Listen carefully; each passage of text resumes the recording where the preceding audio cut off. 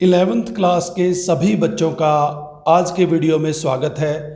सबसे पहले आपको 10वीं कक्षा 72 अंकों के साथ पास करके 11वीं में दाखिला लेने पर बहुत बहुत बधाई।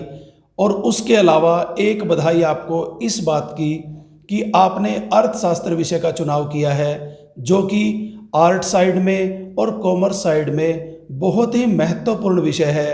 आने वाले वीडियोज़ में मैं आपको बताऊंगा कि कैसे अर्थशास्त्र विषय लेकर आप बेहतर करियर बना सकते हैं, ये आपके जीवन में बहुत ही महत्वपूर्ण भूमिका कैसे अदा करेगा। तो आइए आज के वीडियो में हम शुरू करते हैं एक परिचय के साथ कि अर्थशास्त्र है क्या। अर्थशास्त्र हिंदी में दो शब्दों से मिलकर बना है, अर्थ जमा शास्त्र।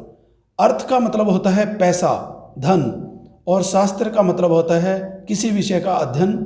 तो इस हिसाब से अगर देखें तो अर्थशास्त्र का मतलब है एक ऐसा विषय जिसमें धन संबंधी क्रियाओं का अध्ययन किया जाता है। अर्थशास्त्र को इंग्लिश में इकोनॉमिक्स कहते हैं। इकोनॉमिक्स शब्द ग्रीक भाषा के दो शब्दों से मिलकर बना है, ओइकस तथा नेमेन से। अगर इसका हिंदी में अर्थ देखें तो वो है घरेलू प्रबंध, अर्थात एक गृहस्थ व्यक्ति अपने सीमित साधनों के साथ अपनी असीमित आवश्यकताओं को किस तरह से पूरा करेगा, सीमित साधनों का कुशलतम प्रयोग किस तरह से करेगा ताकि उसे अधिकतम संतुष्टि प्राप्त हो। साधन सीमित से अभिप्राय है कि उसके पास धन अथवा पैसे इतने हैं कि वह अपनी सभी आवश्यकताओं को एक साथ पूरा नहीं कर सकता, इसलिए उसे चुनाव करना पड़ता है कि कौन सी चीज़ वह पहले खरीदे और कौन सी चीज़ वह भविष्य के लिए स्थगित करे।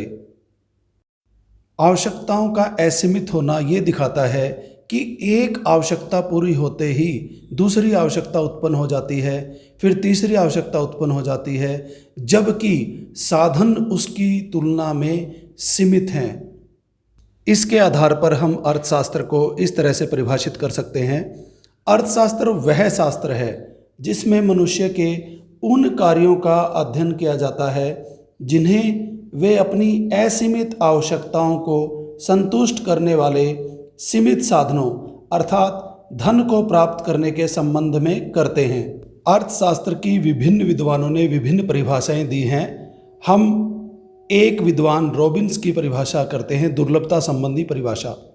ब्रिटिश अर्थशास्त्री रॉबिन्स ने जो अर्थशास्त्र को परिभाषित किया है वो इस तरह से किया है, अर्थशास्त्र वह विज्ञान है जो विभिन्न उपयोगों वाले सीमित साधनों तथा उद्देश्यों से संबंध रखने वाले मानवीय व्यवहार का अध्ययन करता है।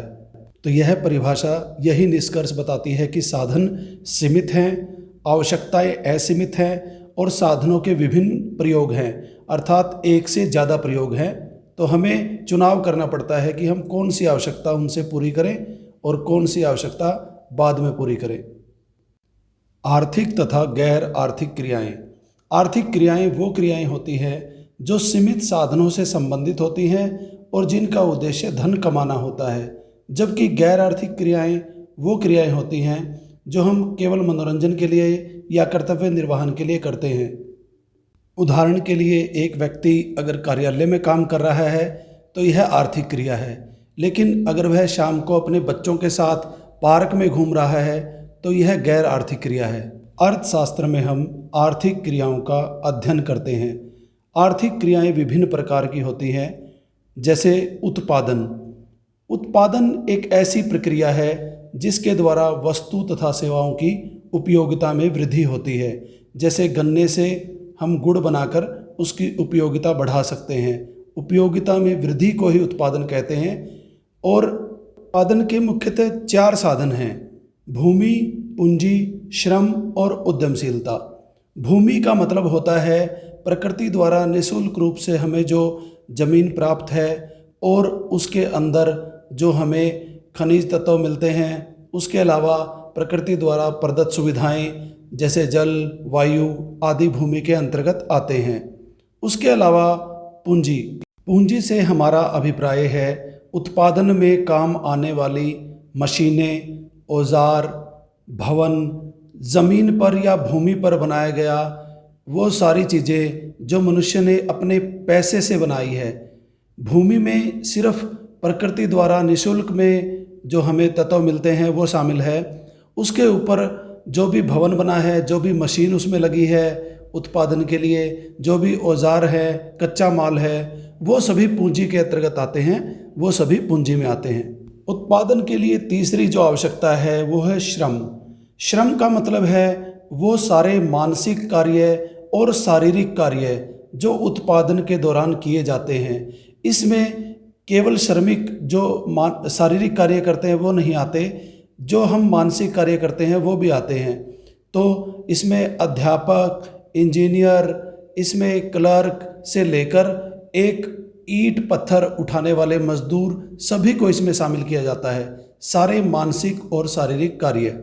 उत्पादन का चौथा साधन है उद्यमी अथवा उद्यमशीलता। इससे अभिप्राय है कि उत्पादन के तीनों साधन भूमि, पूंजी और श्रम को एकत्रित करके उत्पादन प्रक्रिया को प्रारंभ करवाने वाला जो चौथा साधन है वो है उद्यमी अथवा उद्यमशीलता। उसके बाद हम अगली आर्थिक क्रिया के बारे में अध्ययन करते हैं। उसमें आता है उपभोग। उपभोग से अभिप्राय है उपयोगिता में कमी करना। जैसे ही हम वस्तु और सेवाओं का उपयोग करते हैं तो उनकी उपयोगिता में कमी लाते हैं। जैसे इस चित्र में हम देख रहे हैं, एक बेहतर रोड को हमने उपयोग कर दिया, अब इसे दोबारा उसी स्थिति में लाने के लिए फिर उत्पादन करना पड़ेगा।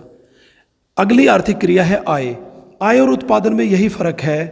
आय में हम भूमि, पूंजी, श्रम और उद्यम को जो भी वो वस्तु सेवाएं उत्पादन करते हैं उनमें उनके मिलने वाले हिस्से की बात करते हैं, क्योंकि उत्पादन वस्तु और सेवा के रूप में है, आय मुद्रा के रूप में है। तो वस्तु और सेवाओं को बेचकर विभिन्न कीमतों पर जो उनकी जो बाजार कीमत जो प्राप्त होती है उसी से आय उत्पन्न होती है। अतः भूमि, पूंजी, श्रम और उद्यम को उत्पादन में उनके सहयोग के लिए मिलने वाली आय को हम उनकी साधन आय भी कहते हैं अथवा आय भी कहते हैं। जैसे भूमि को अपने उत्पादन में योगदान के बदले में लगान मिलता है, पूंजी को मिलने वाली आय को ब्याज कहते हैं, श्रम को मिलने वाली आय को मजदूरी कहते हैं और उद्यमी को मिलने वाली आय को लाभ कहते हैं। तो अगर हम उत्पादन के चारों साधनों का योगदान देखें तो उससे जो भी वस्तु बनती है, जो भी सेवा बनती है, उसे विभिन्न कीमतों पर बेचकर जो मुद्रा प्राप्त होती है वो आय है। उसके बाद है वितरण।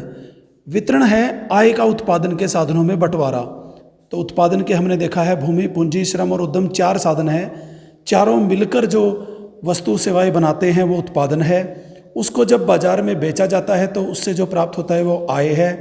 उस आय में चारों का योगदान है, इसलिए उन चारों को आय का जो अपना हिस्सा मिलता है उसे वितरण कहते हैं कि आय का उन चारों साधनों में कैसे कैसे बंटवारा करते हैं। अन्य आर्थिक क्रिया का अगर हम अध्ययन करें उसमें आता है बचत। बचत आय का वह भाग है जो आवश्यकताएं पूरी करने के बाद एक व्यक्ति के पास जो पैसा बच जाता है। आय में से एक व्यक्ति अपने विभिन्न खर्चे जो करता है, जो उपभोग चीज़ों का करता है, वस्तु और सेवाएं जो खरीदता है, उसके बाद उसके पास जो आय बच जाती है उसे बचत कहते हैं और उस बचत को वो निवेश करता है। निवेश से अभिप्राय है जो आय में से हिस्सा बच गया खर्च करने के बाद, उससे आगे पैसे कमाने के लिए, आगे आय कमाने के लिए अगर वो विभिन्न पूंजीगत पदार्थ खरीदता है, कच्चा माल खरीदता है, या उस आय का प्रयोग आगे किसी भी उत्पादन कार्य में इसलिए करता है ताकि उससे और आय कमानी है, तो उसे निवेश कहते हैं।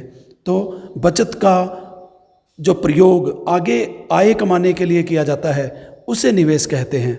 निवेश का मतलब है विभिन्न पूंजीगत पदार्थ जो उत्पादन में प्रयोग होते हैं उन्हें खरीदना। अर्थशास्त्र का दो भागों में बंटवारा। अध्ययन की दृष्टि से हम अर्थशास्त्र को दो भागों में बांट सकते हैं, व्यष्टि अर्थशास्त्र तथा समष्टि अर्थशास्त्र। यह बंटवारा अर्थशास्त्र में प्रथम नोबेल पुरस्कार प्राप्त नॉर्वे के अर्थशास्त्री रैगनर फ्रिश ने किया था 1933 में।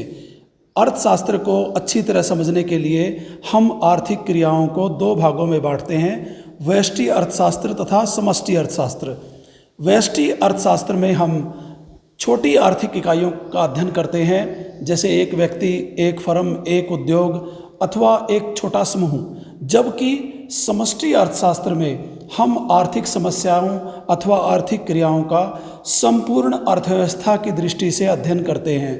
अगर व्युत्पत्ति के हिसाब से देखें तो व्यष्टि अर्थशास्त्र इंग्लिश भाषा में जिसको माइक्रो कहते हैं, वह ग्रीक शब्द माइक्रोस से मिलकर बना है, जिसका मतलब होता है छोटा। इसी तरह समष्टि अर्थशास्त्र को इंग्लिश में मैक्रो कहते हैं, जो ग्रीक भाषा के मैक्रोस शब्द से बना, जिसका अर्थ है बड़ा। तो इस तरह से हम देखते हैं कि हम व्यष्टि अर्थशास्त्र में छोटी इकाइयों का उनकी आर्थिक समस्याओं, आर्थिक क्रियाओं का अध्ययन करते हैं, जबकि समष्टि अर्थशास्त्र में आर्थिक क्रियाओं का, आर्थिक समस्याओं का पूरे राष्ट्रीय स्तर पर, पूरे देश के स्तर पर अथवा अर्थव्यवस्था के स्तर पर अध्ययन करते हैं। व्यष्टि अर्थशास्त्र में हर समस्या का निर्धारण कीमत के रूप में होता है, इसे इसलिए कीमत सिद्धांत भी कहते हैं। हर बात कीमत के इर्द गिर्द घूमती है, जबकि समष्टि अर्थशास्त्र में हर समस्या आय निर्धारण और रोजगार निर्धारण से संबंधित है, उसी के इर्द गिर्द घूमती है, इसीलिए इसे आय रोजगार सिद्धांत भी कहा जाता है। आज के इस वीडियो में हम यहीं तक करेंगे। पाठ के आगामी हिस्से को हम अगले वीडियो में करेंगे। उम्मीद है आपको यहाँ तक सही समझ में आया होगा। इसी तरह के वीडियो देखने के लिए please like, share, subscribe my YouTube channel, ताकि आपको सारे 9वीं से 12वीं तक के अर्थशास्त्र के सारे टॉपिक्स इसमें मिल सके। धन्यवाद।